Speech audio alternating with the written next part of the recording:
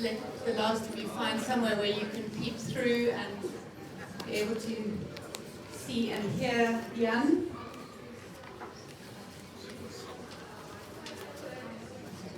All right, good evening everybody. My name is Nikki Stubbs and I'm here to welcome all of you on behalf of NB Publishers, Erica, Jean, Grace, all of us from NB, to the launch of this remarkable book, Blood and Silver. Just a big thank you to Linda and her team and to Exclusive Books for keeping our industry alive, for hosting book launches like this, for running bookshops like this.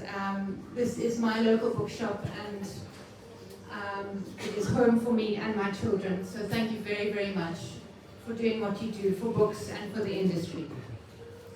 I'm not going to talk very long. Pippa is going to be in conversation with Jan for about 40 minutes and then we'll open the floor for questions. And I'm also not going to say much about Blood and Silver. Usually I prepare something for these book launches. This one I didn't have to. Every year I have a hard book. This year it's Blood and Silver. From the moment that I started reading this, I was absolutely captured by the story, by your story, by your courage, your resilience, and just by the magic with which you tell a story. It is quite remarkable. I said to Erica after I'd read a few pages, this is our Esmond de Waal. It really is. This is South Africa's Hair with the Amber Eyes. And I say that unequivocally. It is a remarkable book. It's a book for the head, for the heart. It's a book to give everybody.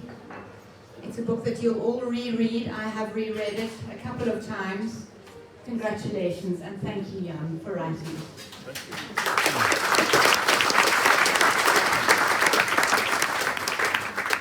Thank you. Thank you, Nikki. I'll just introduce you then.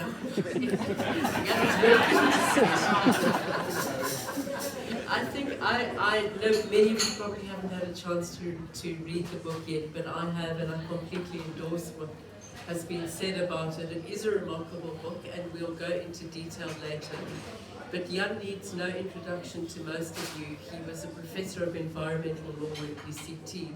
But it's also much more than that and has got a multi-layered story to tell, which we'll go into in the book. And now I will let you say hello. Thank you. Thanks everybody. I just wanted to mention, what's her name? Nikki said, quite a big crowd here, but I want to explain why. So when you read the book, you'll see that I come from a big family. I had 3 sisters. There were 4 in my original family. My mother died. There was another family with 8 children. And the father died. So guess what happened? My father married their mother. That made 8 plus 4. And then there were 2 more. So 14. So now I have about 20, 25 nephews and nieces. So they're of course all here. So that makes up about half the crowd. And the other half is more or less my medical team. Because without them, I had to invite them, without them I wouldn't be here. So thanks to them in particular.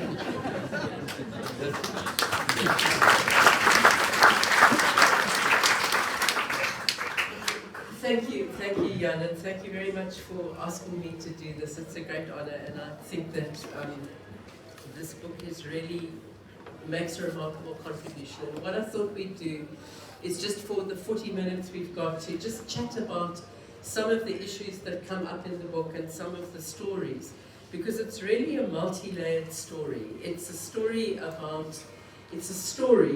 narrative tale about going to find literally the family silver in a town that was once in Poland but is now in Western Ukraine.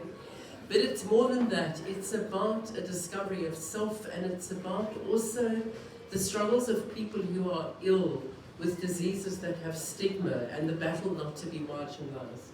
So we'll talk a little bit about that. It's also, I must say, I was blown away by the family, the 14 children that came, kind of that, but let's start at the beginning. So I want to go back and just let you speak. But you start off with your birth in 1953 and that you were diagnosed with haemophilia at birth. And then you speak about an older brother whom you never knew, who died from haemophilia. So tell us a little bit about that and what happened that first few weeks of your life in the hospital and your father's battle with the doctor. So